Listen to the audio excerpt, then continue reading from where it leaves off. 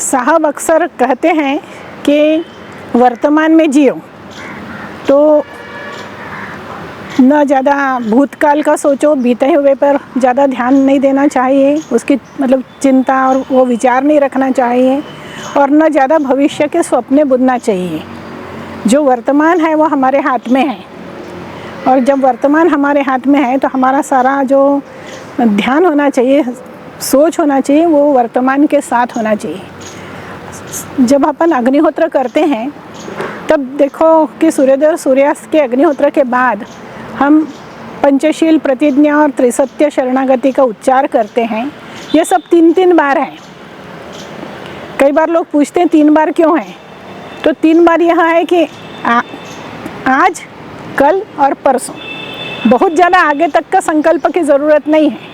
आज हम ये कर रहे हैं, कल करेंगे, परसों करेंगे, हमेशा करेंगे ऐसा कह नहीं सकते, तो आगे की बात नहीं है।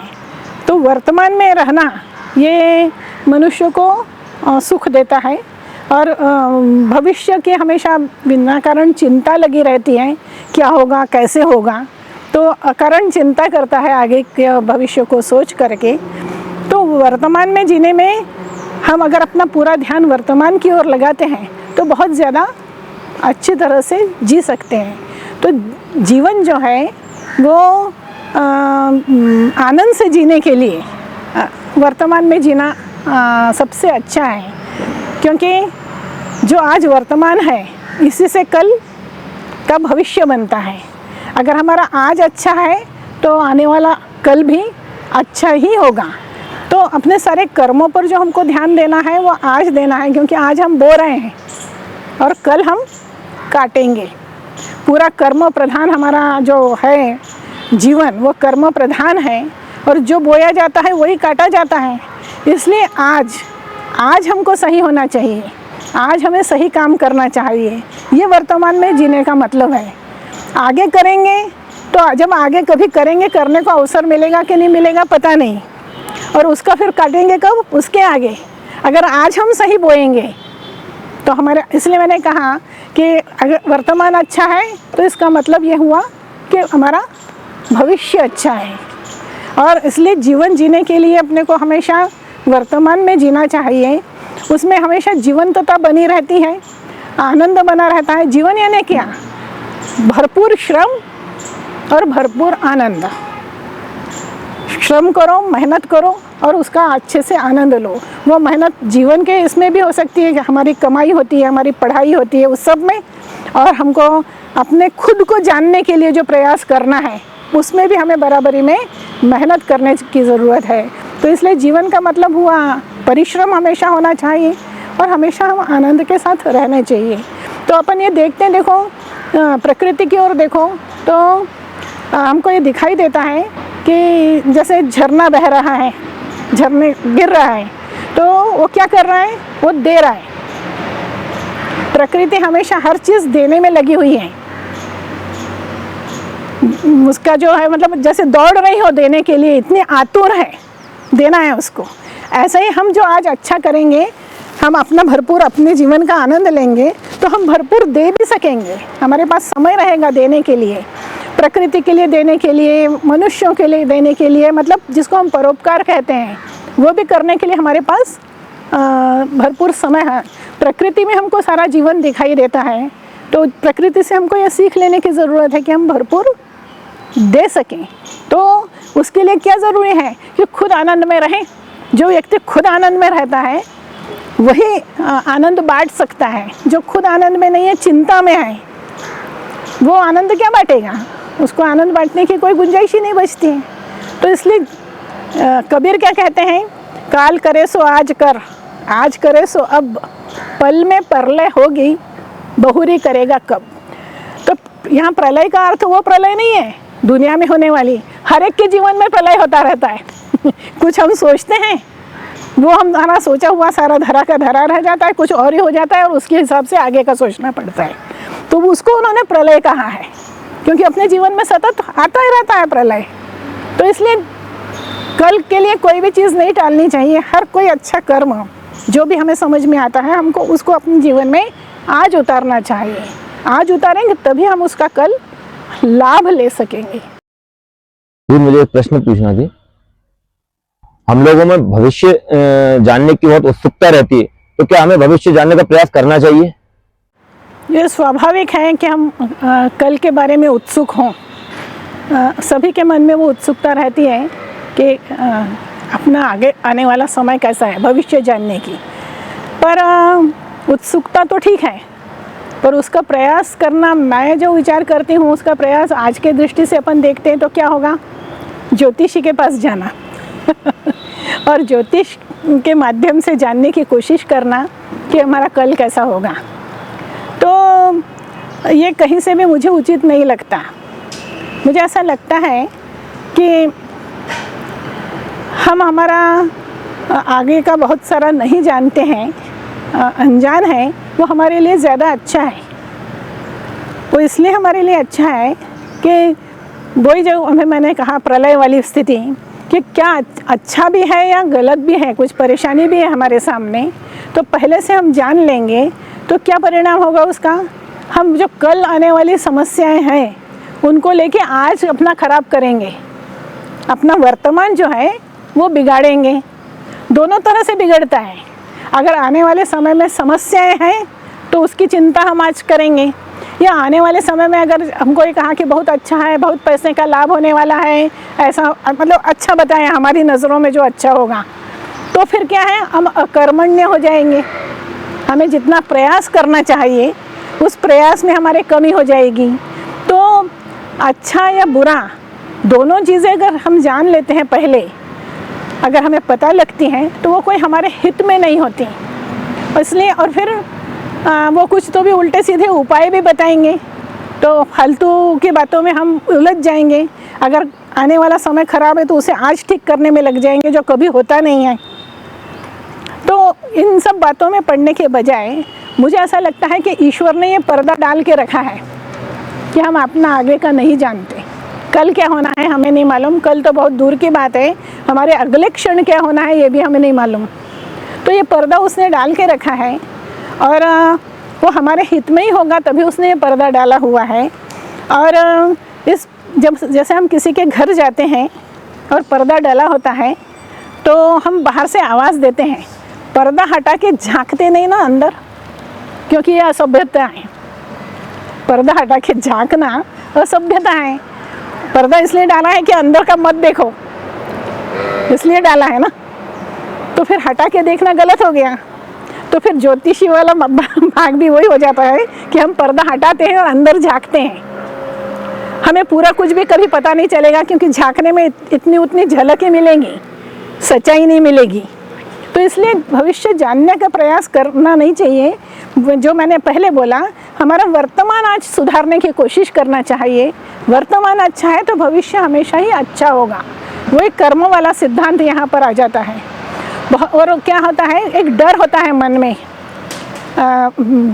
भविष्य को लेके। बहुत सारे लोगों के मन में मैंने देखा है आशंकाएं होती हैं, डर होता है। तो डर तो मन से निकाल देना चाहिए, एक विश्वास रखना चाहिए कि जो भी ईश्वर के राज्य में हो रहा है वो सब अच्छा हो रहा है।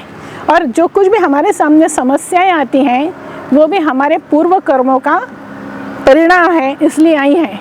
तो उनका सामना करने की मानसिकता रखनी चाहिए, बजाय उनसे दूर भागने के, उनसे निपटने की तैयारी रखनी चाहिए। तो डर निकल जाता है तो बहुत सारी बातों से व्यक्ति अपने आप ही दूर हो जाता है। जैसे आज अपन देखते हैं बहुत सारे रीति रिवाजों का पालन केवल डर की वजह से किया जाता है कि वो अगर नहीं किए तो कुछ विपरीत हो जाएगा। उनसे किसी से रीति रिवाज क्या होते हैं, ये समय के साथ बदलते रहते हैं। जब कभी भी जो चीज़ें आज हम देखते हैं जब आई होंगी तो उस समय की परिस्थिति की वश आई। आज अगर वैसी परिस्थिति नहीं है तो उनका पालन करने की आवश्यकता नहीं होती, पर डर की वजह से व्यक्ति करता रहता है, या उसको ये डर रहता है कि आने वाले समय में उसके साथ कुछ विपरीत न घटित हो जाए। तो अगर हमारे कर्म सही हैं तो कोई भी चीज़ हमारे विपरीत नहीं घटित होती। ईश्वर के राज्य में सिर्फ अच्छा ही अच्छा होता है।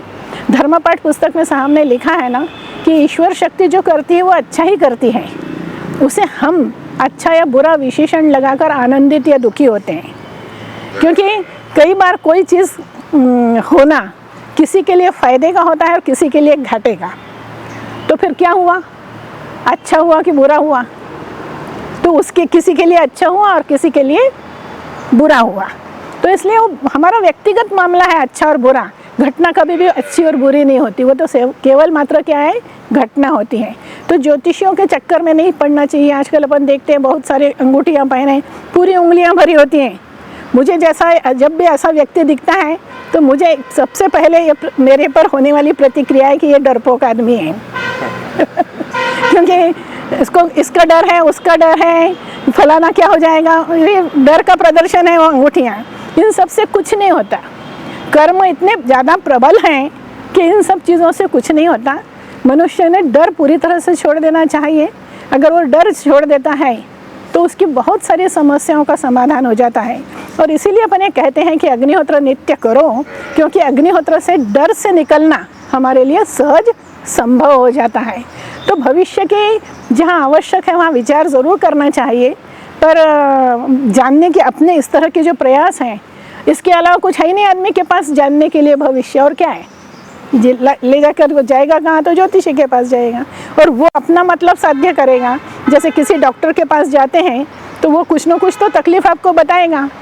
ज्योतिषी के पास गए तो 9 ग्रह हैं, एक आधा बिगड़ा तो रहेगा ही रहेगा, फिर उसका कोई उपचार तो रहेगा ही रहेगा। तो आप एक अलग ही ट्रैक में चले जाते हो। एक सीधी सादी ज़िंदगी जीने के बजाय दूसरे ने जो विचार दिया उस विचार के अनुसार चलने लगते हो। तो इसलिए भविष्य जानने का प्रयास नहीं होना चाहिए। दीदी, मुझे एक प्रश्न पूछना है। भूतकाल की बातें पीछे नहीं छोड़ती है, उससे कैसे निपटना है? बहुत सारे लोगों के साथ ऐसा होता है कि वो जो पुरानी बातें हैं उसके वजह से उनको जो कोई खुशी हुई है या तकलीफ़ हुई है, ज़्यादातर तो तकलीफ़ वाला ही मामला होता है, और वही बार बार वो उनके दिमाग में आता रहता है। उसकी वजह से वो अपना वर्तमान भी ख़राब कर लेते हैं। तो जो वर्तमान में जीने का मतलब यही है कि जो पिछली बातें घटित हो चुकी उनके बारे में बहुत ज़्यादा नहीं सोचना चाहिए।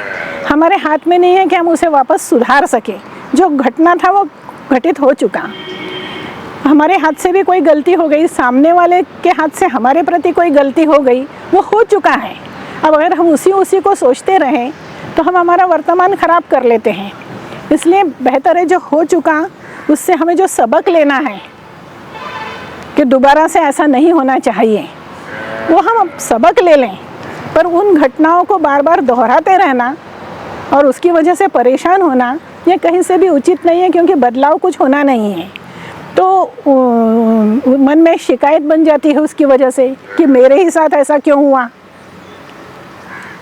तो इस तरह की शिकायत जो है वो हमारी मानसिकता खराब करती है। तो प्रयत्नपूर्वक पिछली बातों से निकलना चाहिए। पिछली ऐसी बातें जो हमें परेशान करती हैं उनसे हमको निकलने की कोशिश करना चाहिए। और अगर हम प्रयत्न करते हैं तो ज़्यादा सकारात्मक विचारों की ओर अपना ध्यान देते हैं तो उन बातों से निकल आते हैं। और एक सबसे अच्छा तरीका यह भी है कि अगर किसी ने हमारे साथ कुछ गलत किया है तो वो हो चुका है, वो व्यक्ति भी उसे सुधार नहीं सकता, तो हम माफ़ करना सीखें। अगर हम माफ़ कर देते हैं तो हमारे मन में शिकायत मन में माफ़ कर दें, उसके पास जाके माफ़ी मांगने की आवश्यकता नहीं है। फिर जिसकी वजह से आप त्रस्त हो तो उसको मन में अगर माफ़ कर दोगे तो शिकायत नहीं बनेगी, उस तरह का फिर हमारा नकारात्मक चिंतन नहीं होगा, उससे हम खुद का आनंद ले पाएंगे। नहीं तो पिछली बातें हमें वर्तमान का आनंद भी नहीं लेने देती हैं। इसलिए हमारा प्रयास होना चाहिए। और इस सबसे अच्छा तरीका यही है कि ठीक है, हो चुके ना, गलती हो गया ना, तो माफ़ कर दो, खुद को भी कर दो। अगर हमारे वही हमें बार बार तो सोचना चाहिए उस गलती से हमने सीख ली है, जीवन में ये दोबारा नहीं होगा। हो गया वो जीवन में दोबारा नहीं होगा, पर उसके लिए अफसोस जितना करना है, अफसोस की वजह से ही ये परिस्थिति बनी, हमें गलती समझ में आई, फिर उसको छोड़ दो। उससे जो सीख लेना है ले ली। अब उस प्रसंग पे बार बार नहीं जाना चाहिए। जो कुछ आज हम बने हैं, जहाँ आज हम हैं, वो हमारा भूतकाल ही तो है। हमारा आज जो है हम अच्छे हैं बुरे हैं जैसे भी हैं सफल हैं असफल हैं जो कुछ भी है हमारा भूतकाल है। तो हमें अब आगे के विचार करना चाहिए। जहाँ भी हमें कमी दिखाई देती है उसको छोड़ देना चाहिए। इसीलिए कहते हैं सकारात्मक सोच होना चाहिए। जो बीत चुका उससे जो कुछ सबक लेना है और आगे बढ़ना है। आगे बढ़ने में वही बात आ जाती है कि हमें आज अच्छा बोना है। तो इसलिए जिसने आपके साथ गड़बड़ भी किया है गलत भी किया है उसके प्रति भी अच्छा विचार रखो। ये जो आपका अच्छा विचार है ये आपको आगे उसके अच्छे परिणाम देगा। अगर हम उसको कोसते रहें तो होगा क्या, हम हमारे लिए बुरा बोएंगे। तो इसलिए छोड़ देना चाहिए, माफ़ कर देना चाहिए, शिकायत नहीं रहना चाहिए। ईश्वर के पास भी हमें शिकायतें नहीं रहना चाहिए कि हमारे साथ ही ऐसा क्यों हुआ। ईश्वर के साथ तो हमें हमेशा कभी शिकायत नहीं करना चाहिए, केवल एक भाव रखना चाहिए और वो भाव है धन्यवाद का भाव। उसने जो भी दिया, अच्छा दिया विपरीत दिया, उसने जो दिया उसकी वजह से हमें कई बार गलत चीज़ें भी हमें बनाती हैं, विपरीत परिस्थितियाँ भी हमें निर्माण करती हैं। आज जो हम बनते हैं, मजबूत बनते हैं, सफल बनते हैं, उसकी बहुत सारी विपरीत परिस्थितियाँ उसके लिए कारण होती हैं, वो बुरी नहीं होती। इसलिए उसने जो भी हमें दिया वो हमें हमारे लिए अच्छा है। इसलिए ईश्वर के प्रति हमेशा धन्यवाद का भाव रखें तो हमारा मन प्रसन्न रहता है और हम वर्तमान का भरपूर आनंद ले सकते हैं। दीदी मुझे कुछ प्रश्न पूछना है। अग्निहोत्र करने से मनुष्य का समय बदलता है क्या? हाँ, अग्निहोत्र करने से समय बदलता है और इसीलिए मठ मंदिर मस्जिद गुरुद्वारा में साहब ने लिखा है अपने आप है भाग्य पलटते। क्योंकि जब आप कोई सत्कर्म करते हैं तो सत्कर्म आपके जीवन में शामिल होता है तो उसके तो बहुत अच्छे परिणाम आपको मिलना ही होते हैं। और जीवन में बहुत सारे किंतु परंतु हमारे होते हैं। कई बार हमारे सामने 2-2, 3-3 रास्ते खुले होते हैं। हम किस रास्ते पर जाएंगे तो उस क्षेत्र में आगे बढ़ेंगे, दूसरे पे जाएंगे तो दूसरे क्षेत्र में आगे बढ़ेंगे, तीसरे पे जाएंगे तो तीसरे क्षेत्र में आगे बढ़ेंगे। वैसे ही अग्निहोत्र का हमारे जीवन में आना यानी एक नया क्षेत्र शुरू होता है, एक नया रास्ता शुरू होता है। और चूँकि अग्निहोत्र से पर्यावरण शुद्ध होता है, अग्निहोत्र का हमारे मन पर परिणाम होता है, हमारा सोच सुधरता है, तो इसलिए हमारे जीवन में प्रचंड परिवर्तन अग्निहोत्र करने से आता है। तो हम ऐसा कह सकते हैं कि अग्निहोत्र करने से, जैसे साहब ने शब्द इस्तेमाल किया है कि भाग्य पलटते, तो जीवन में मतलब समय बदलता है उसका और सकारात्मक सोच उसके जीवन में आती है और एक तरह से अपन कह सकते हैं कि जीवन में समृद्धि आती है अग्निहोत्र करने से। जब हम समृद्धि शब्द का उपयोग करते हैं तो ज़्यादातर हम ऐसा उस शब्दों का अर्थ लेते हैं कि पैसे से भरपूर, वो आदमी बड़ा समृद्ध है। ऐसे कहने का मतलब क्या है कि उसका बड़ा मकान है, गाड़ियाँ हैं और संपन्न है। पर समृद्धि का इतना छोटा अर्थ नहीं है। समृद्धि तो सही में पर्यावरण में है, भरपूर मात्रा में ऑक्सीजन है, भरपूर पानी है, जीवन की जो प्राथमिक आवश्यकताएं हैं वो पर्यावरण में बहुत हैं, विपुलता से हैं। तो पर्यावरण समृद्ध है तो हम समृद्ध हैं, हमको जितनी चाहिए वो सारी चीज़ें उपलब्ध हैं, ये समृद्धि है। इसलिए अग्निहोत्र करने से समृद्धि आती है क्योंकि आपके घर का वातावरण बदल जाता है, आपको पर्याप्त ऑक्सीजन मिलती है, आपको जो आवश्यक शुद्ध गैसेस चाहिए वो सारी मिलती हैं। तो सारी सोच और व्यवहार बदलते हैं व्यक्ति के। और देखो सारी चीज़ें उस पर निर्भर करती हैं कि जब हम किसी से भी व्यवहार करते हैं तो हमारे व्यवहार पर सामने वाले की प्रतिक्रिया होती है। अगर हम शांत चित्त से और समझदारी भरा व्यवहार करेंगे तो हमें वैसा ही प्रतिसाद सामने वाले की ओर से भी मिलेगा ना। तो व्यक्ति में परिवर्तन आता है, इसकी वजह से उससे संबंधित सारी चीज़ों में परिवर्तन आता है। वो जो शांत होता है, वो जो प्रसन्न रहता है, उसकी जो चिंताएं दूर होती हैं, इस सब का परिणाम उसके व्यवहार पर आता है। और व्यवहार में बदलाव की वजह से बाहरी लोगों का जो प्रतिक्रिया उसके साथ व्यवहार की है वह भी बदलती है। तो हर दृष्टि से मतलब व्यवहारिक पैसों का फ़र्क तो पड़ता ही पड़ता है, मतलब अच्छी स्थिति तो रहती ही रहती है। इसके अलावा सब कुछ भरपूर मात्रा में प्रकृति में होता है, और जो हमें आनंद चाहिए, हमें तनाव मुक्त जीवन चाहिए, चिंताएं नहीं चाहिए हैं, मन हमेशा खुश बना रहे, घर में हमेशा सब लोग जो 10 लोग रह रहे हैं अगर घर में, तो उनमें सामंजस्य रहे, सब एक दूसरे के साथ सामंजस्य के साथ व्यवहार करें, ये सब चीज़ें हमें चाहिए होती हैं ना।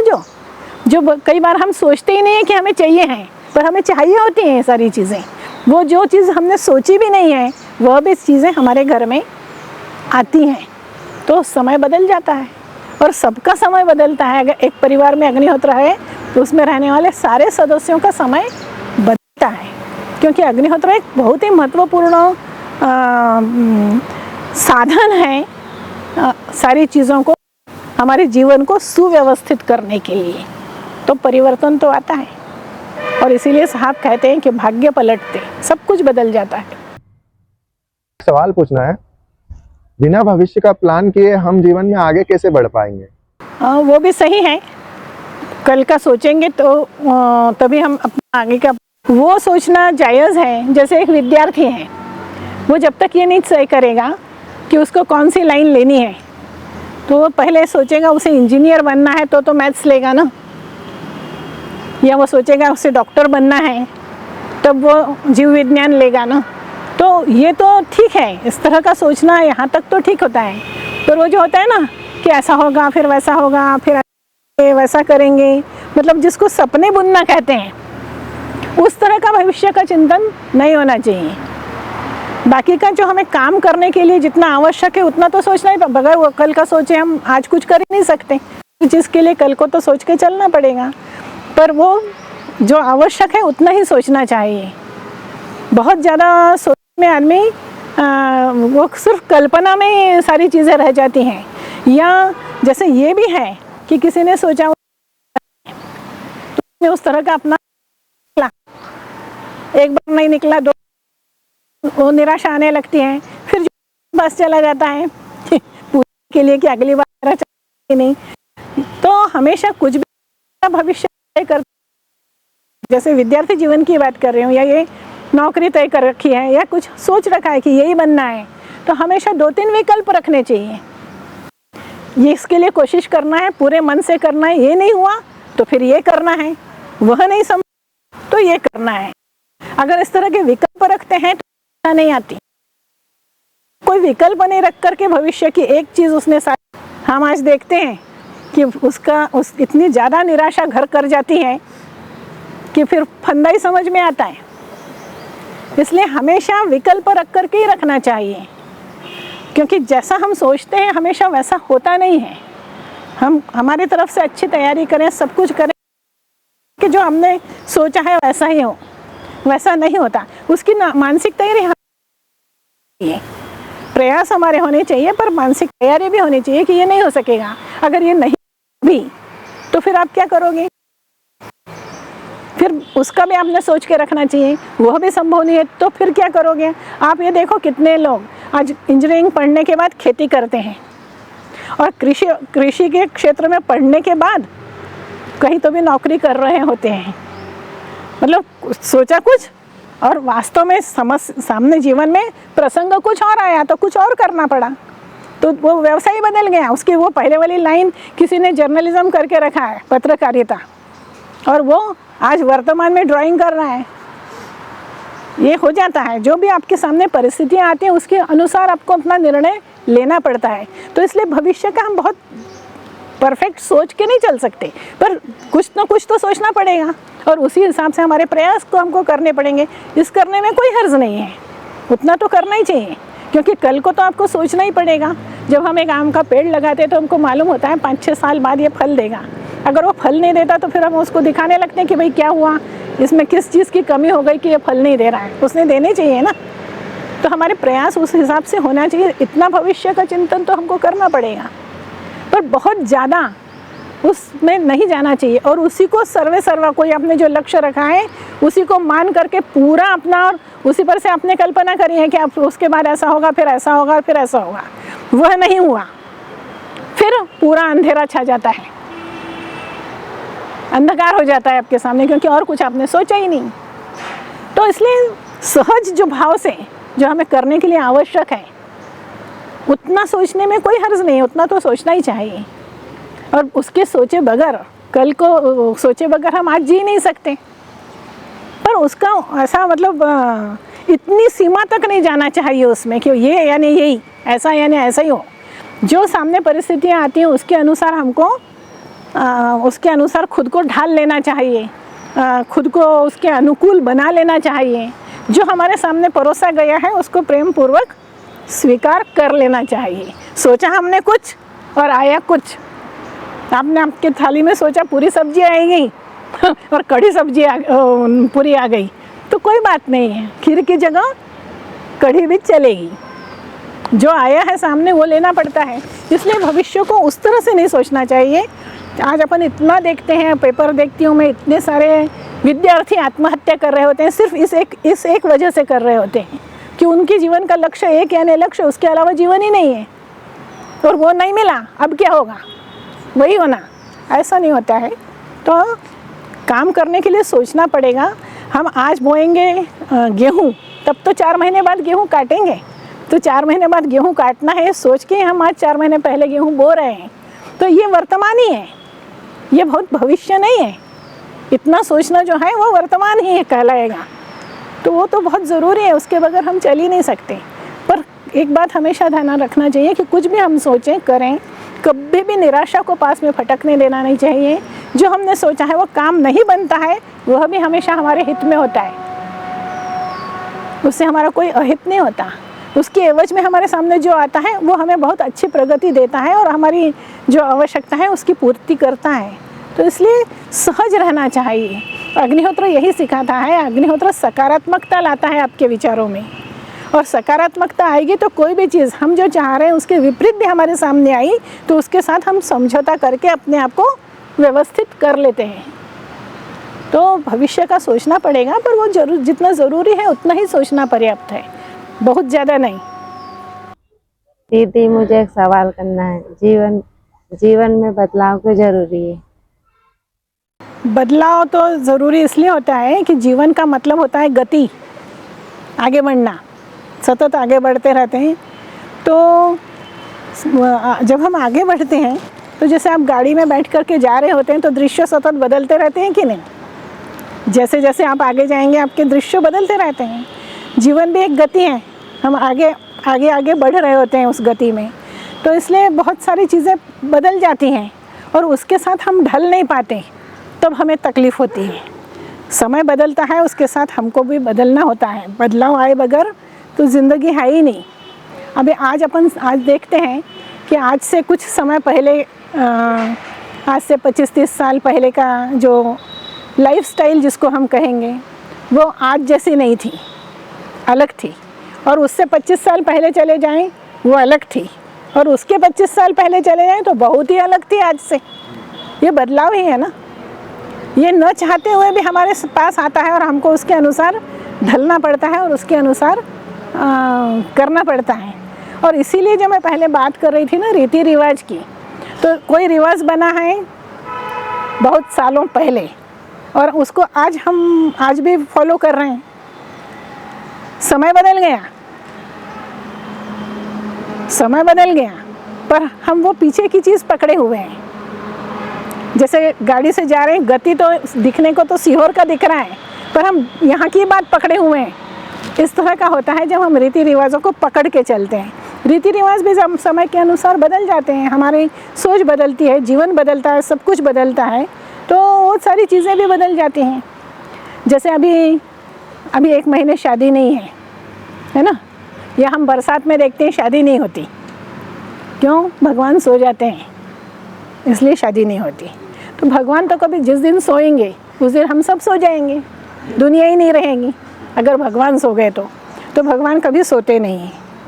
पर हाँ, आज से 100-150 साल पहले सड़कों का ऐसा जाल नहीं था, आने जाने के ऐसे साधन नहीं थे, और बहुत सारी नदियाँ आज अपन देखते हैं। जैसे मैं कुछ दिन पहले पढ़ रही थी कि मध्य प्रदेश में जितनी नदियाँ थी उसकी 1/4 नदियाँ आज शेष हैं, बाकी ख़त्म हो गई।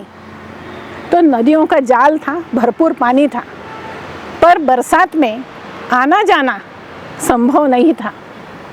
तो हादसे होते थे, कहीं नाव डूब गई, कहीं बेटा पक्ष के कोई डूब गया, कहीं ऐसे ये प्रसंग होते थे क्योंकि साधन नहीं थे आने जाने के। तो फिर रोके कैसे, बरसात में शादी कैसे रोकी जाए? तो भगवान को सुला दिया कि आपके जो साक्षी हैं वही नहीं रहेगा तो शादी कैसे होगी। तो साक्षी होते हैं विष्णु, और वैसे अग्नि को विष्णु कहा है वेदों में, अग्नि को ही विष्णु कहा है, पर वो साक्षी विष्णु है, वो सो जाते हैं इसलिए शादी नहीं हो। ये लोगों को समझ में आ गया क्योंकि उस समय में ज़्यादा शिक्षा नहीं थी, ज़्यादा वो नहीं थे, जो धार्मिक लोगों ने कह दिया उन्होंने मान लिया। जैसे बिल्कुल छोटे बच्चे को कुछ समझ में नहीं आता, अपन बताए तो वो मुंडी हिला देता है, उस तरह की परिस्थिति थी, लोगों ने मान लिया।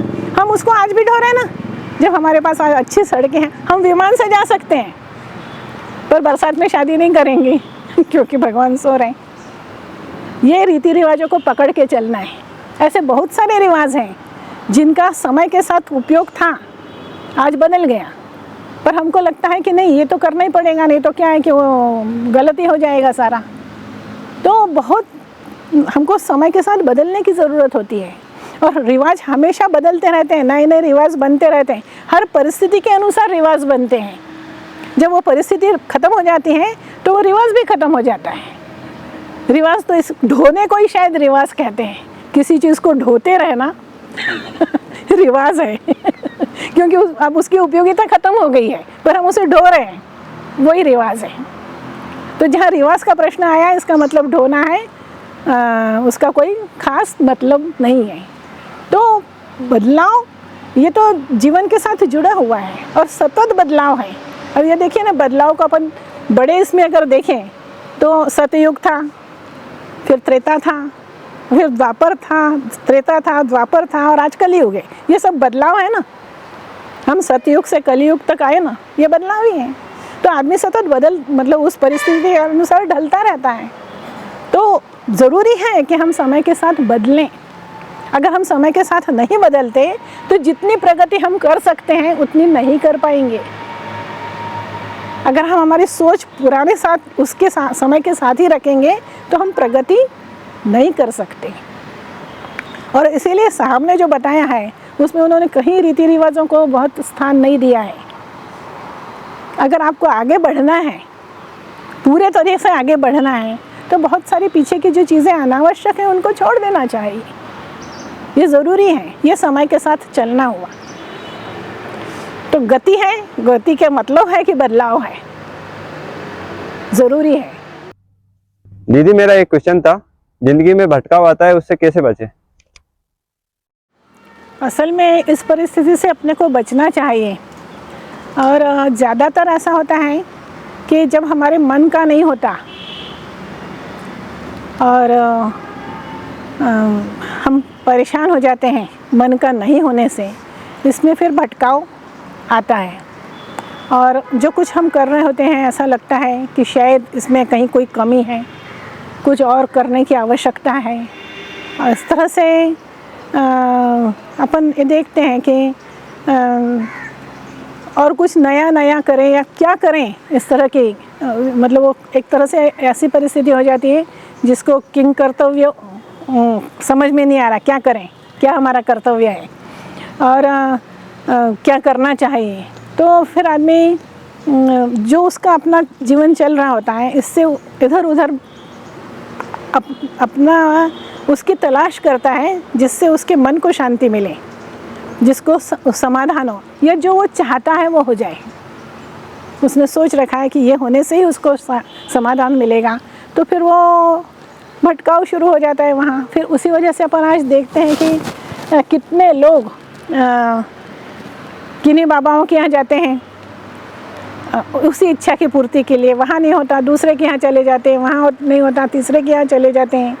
ये भटकाव है, कहीं पर भी उसका न विश्वास टिकता है न श्रद्धा टिकती है, क्योंकि उसका लक्ष्य तो वो है कि उसका जो काम उसको अपेक्षित है वो होना चाहिए।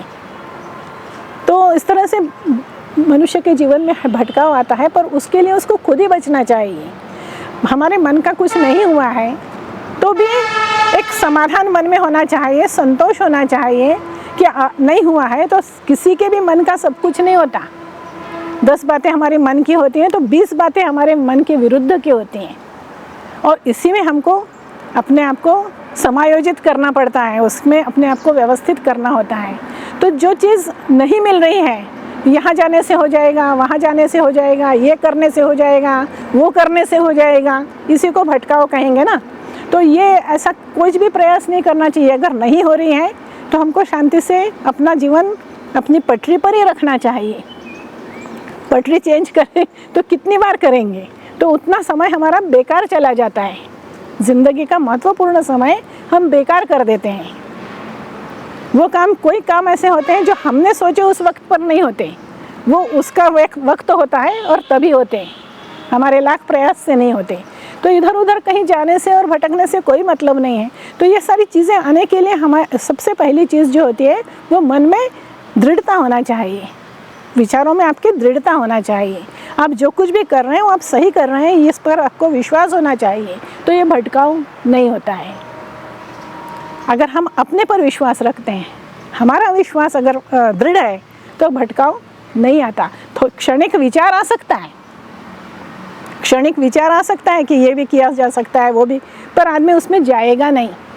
जब वो मन में कहीं दृढ़ता नहीं है तो फिर भटकता ही रहता है। और मैं तो देखती हूँ हमेशा कि जो लोगों की भीड़ लगी रहती हैं तो लोग ये कहते हैं कि श्रद्धालु शब्द इस्तेमाल करते हैं उनके लिए, और मैं हमेशा कहती हूँ ये श्रद्धालु नहीं है ये तो स्वार्थी लोग हैं अपना स्वार्थ पूरा करने आए हैं। यहाँ नहीं होगा दूसरी जगह चले जाएंगे। अगर श्रद्धा है तो श्रद्धा का मतलब है कि वो है उस जगह, जिंदगी में कभी भी काम कोई भी नहीं बना तो चलेगा, वो वहीं रहेगी, उसे श्रद्धा कहते हैं। आज ये इस दरवाजे पे है, कल दूसरे दरवाजे पे है, कल तीसरे दरवाजे पे, इनको श्रद्धालु कैसे कहें? ये अपना स्वार्थ पूरा करने आए हैं।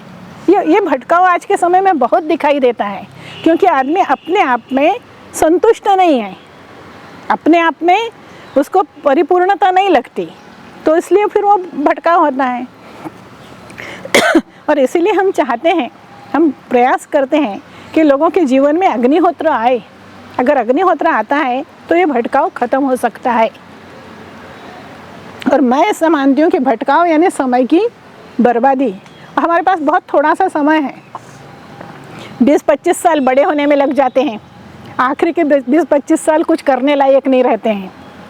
तो ये जो बीच के 20-25 साल हैं यही तो हमारे पास है, जो कुछ करना है वो भटकने में अगर बिता दिए तो करने को कब बनेगा कुछ। इसलिए भटकाव नहीं होना चाहिए। दीदी, मेरा एक सवाल था, अपना वर्तमान समय को अच्छा बनाने के लिए क्या कर सकते हैं? वर्तमान ही तो सब कुछ है, वर्तमान हमारे हाथ में है, भविष्य आगे है, कल बीत चुका। जो हमारी मुट्ठी में है वो क्या है? वो वर्तमान है। वर्तमान इसलिए सबसे महत्वपूर्ण है, इसीलिए बहुत ज़्यादा पीछे का चिंतन नहीं होना चाहिए, बहुत ज़्यादा आगे का नहीं होना चाहिए। वर्तमान में जो हमें समय मिला है उस समय को पूरी तरह से पकड़ने की कोशिश होना चाहिए, और उस समय का अच्छे से अच्छा और ज़्यादा से ज़्यादा उपयोग कर लेने का हमारा प्रयास होना चाहिए। हर क्षेत्र में हम उस समय का उपयोग कर लें और अच्छा उपयोग करें तो उसमें हमें बहुत आनंद आएगा। समय का हम सही मूल्य मतलब कर सकेंगे। तो इसके लिए सबसे सही चीज़ है कि जो कुछ भी किसी भी व्यवहार में हमें सही लगता है, जो सही है वो हमारा आचरण होना चाहिए। वर्तमान हमेशा हम उत्साह के साथ, उमंग के साथ, नया दिन शुरू हुआ है, ये दिन हमें मिला है, इसका प्रत्येक क्षण का हम हमारे जीवन में उपयोग कर लें, ऐसा हमारा प्रयास होना चाहिए। तो जितने भी सद्कर्म हम जानते हैं, रोज़ का हमारा व्यवहार होता है, एक हमारा रूटीन होता है, सबके अपने अपने अलग अलग काम हैं। खेत वाला खेत पर जाता है, नौकरी वाला नौकरी पर जाता है, फैक्ट्री वाला फैक्ट्री में काम करवाने, एक रूटीन है। उस रूटीन में तो कोई परिवर्तन आता नहीं, रूटीन तो वैसा का वैसा ही रहता है। पर जहाँ कहीं भी हमें कुछ भी सत्कर्म करने का अवसर मिलता है, उस अवसर को पकड़ने की कोशिश होना चाहिए, उस अवसर का फ़ायदा उठाने की कोशिश होना चाहिए। तो हमारा जो आचरण है उस पर हमारा पूरा फोकस होना चाहिए कि वो आचरण सही हो, हर व्यवहार हमारा सही तरीके से हो। क्योंकि जैसे शुरू में मैंने कहा, ये आप बो रहे हो जिसे आप भविष्य में काटोगे। तो जो बो रहे हैं वो अच्छे से अच्छा, हम देखते हैं ना खेती में बीज बढ़िया से बढ़िया लेने जाते हैं, दूर दूर से बीज मंगवाते हैं, क्योंकि अच्छा बीज बोएंगे तो फसल अच्छी आएगी। और ज़िंदगी में जितने भी हम कर्म करते हैं ये सारे बीज हैं जो हम बो रहे हैं। तो वर्तमान के समय का हमको भरपूर उपयोग इसलिए करना चाहिए कि वर्तमान को हम सोच करके कर रहे हैं। जो बीत चुका वो उसको हम सुधार नहीं सकते, और आगे क्या आएगा हमें मालूम नहीं है। तो आज का हम जितना कुछ अच्छा हम जानते हैं वो सारा अपने आचरण में उतारने का प्रयास, अगर ये ऐसा हमारा प्रयास होता है और ऐसा हम हमारे जीवन में आज उतारते हैं तो कल तो बहुत अच्छा ही है निश्चित रूप से। इसीलिए मैं कहती हूँ भविष्य का सोचने की ज़रूरत ही नहीं है। हम अच्छा बीज बोएंगे, अच्छा खाद पानी आज देंगे तो फसल तो अच्छी होना ही होना है, वो कैसे गड़बड़ हो सकती है। तो समय का अच्छा उपयोग होना चाहिए। समय की बिल्कुल भी, जो जैसे अंग्रेज़ी में कहावत है ना कि टाइम इज़ मनी, तो वास्तव में समय बहुत मूल्यवान है और उस समय को पकड़ने की कोशिश होना चाहिए। कई बार लोग सोचते हैं ये करना है, कल करेंगे, परसों करेंगे। अभी कल ही मैं किसी से कह रही थी अग्निहोत्र के संदर्भ में कि कल और कल सोचते सोचते पता चलता है कि 20 साल निकल गए और फिर अफसोस होता है कि काश हमने 20 साल पहले किया होता। तो जो भी हमें अच्छा लगता है उसको हम आज इम्प्लीमेंट करें, आज अपने व्यवहार में लाएं। जितने भी हम अच्छे कर्म जानते हैं उनको हमें आज अपने व्यवहार में लाना है, कल के लिए नहीं रखना है, क्योंकि आज हमारा है। तो वर्तमान में जीना चाहिए, खूब आनंद से जीने के लिए यही है कि सारी जो भी अच्छी चीज़ें हैं उसको हम अपने आचरण में उतारें, सद्कर्म करें। और सामान्य जो हमारे व्यवहार हैं, जहाँ कहीं हम अपने कार्यस्थल पर हैं, अपने रोज़ के व्यवहार करते हैं, अपने कर्मचारियों से व्यवहार करते हैं, अपने अधिकारियों से व्यवहार करते हैं, अड़ोसी पड़ोसी सब हमारे व्यवहार में हम वो ये ध्यान में रख के करें व्यवहार कि ये बीज है, ये हम बो रहे हैं, इसे हमें काटना है। तो वर्तमान हमारा आज वर्तमान भी बहुत अच्छा रहेगा और हमारा बहुत भविष्य भी बहुत अच्छा हो जाएगा। तो मनुष्य ने वर्तमान में जीना चाहिए, बहुत आनंद के साथ जीना चाहिए, वर्तमान का भरपूर उपयोग करना चाहिए और अपने आए उसके सामने जितने भी प्रसंग ईश्वर उपस्थित करता है उन सारे प्रसंगों का सदुपयोग करना चाहिए, समय का सदुपयोग करना चाहिए। तभी हमारा वर्तमान बहुत अच्छा रहेगा। हमको मैं ऐसा सोचती हूँ जीवन का मतलब सिर्फ आनंद है, भरपूर आनंद, भरपूर उत्साह, भरपूर उमंग, ये जीवन है। तो जीवन तो ऐसा जीना चाहिए कि हम हमेशा उत्साह से भरे रहें, हमेशा हमारा मन आनंदी रहे, हमेशा हमारे मन में हम ऐसे कर्म करें जिससे हमेशा संतोष रहे। रात को सोते समय में ये लगे कि आज का दिन अपन ने अच्छा बिताया, पूरे समय का अच्छा उपयोग किया। और कहीं पर भी कुछ भी जहाँ अगर हमसे फिर भी गलत व्यवहार हो जाता है तो उसके लिए एक बार अफसोस ज़रूर करें कि अगली बार ऐसा नहीं हो। इस तरह से हम हमारा वर्तमान आनंद के साथ बिताते हैं तो पूरा जीवन ही आनंद है। और मुझे वो आनंद हमेशा सब प्रकृति में दिखाई देता है, मज़ा आ जाता है प्रकृति को देख करके। आप छोटे बच्चे को देखते हैं तो उसकी आंखों में चमक अलग ही होती है ना, उसमें वो जीवन वहाँ है। वो बच्चों को मैं जब देखती हूँ, उनकी वो चमकती आंखें देखती हूँ तो उसमें जैसा बहुत उत्साह भरा होता है, बहुत उमंग भरी होती है, वो हम में होनी चाहिए वैसे ही, भले हमारी उम्र 40 साल हो, 50 हो या 60 हो। ये वर्तमान में जीने का आनंद है और ये आनंद होना चाहिए। तो इसका साधन तो सद्कर्म ही है ना, सही सोच है, सकारात्मक सोच है और सत्कर्म है। और भरपूर जो कुछ भी हमें मिला है उसका हमको आनंद लेना चाहिए, कहीं निराशा को पास फटकने नहीं देना चाहिए। इसीलिए मैं कहती हूँ पिछली बातों को नहीं सोचना चाहिए, कहीं दुख नहीं करना चाहिए। कई बार हमें दुख नहीं मिला होता है, हम ज़बरदस्ती खींच के पिछली बातों को सोच के दुखी अपने आप को करते रहते हैं। अपने आप को दुखी नहीं करना चाहिए। जब हमारे मन में इस तरह का कोई विचार आए तो प्रकृति में कहीं तब जाके आप देखो और प्रकृति में देखो कि किस तरह से देने की होड़ लगी है, वो सब लुटाने को तैयार हैं। तो हमको अपना आनंद दूसरों के बीच में लुटाने की तैयारी, ऐसा हमारी मनस्थिति बने ये वर्तमान है। सो वर्तमान बहुत आनंद के साथ जीना चाहिए। सब कुछ है वर्तमान में, क्योंकि सब कुछ आपके हाथ में है। आपको तय करना है और आपको करना है, इसलिए वर्तमान में जीना यानी आनंद से जीना है।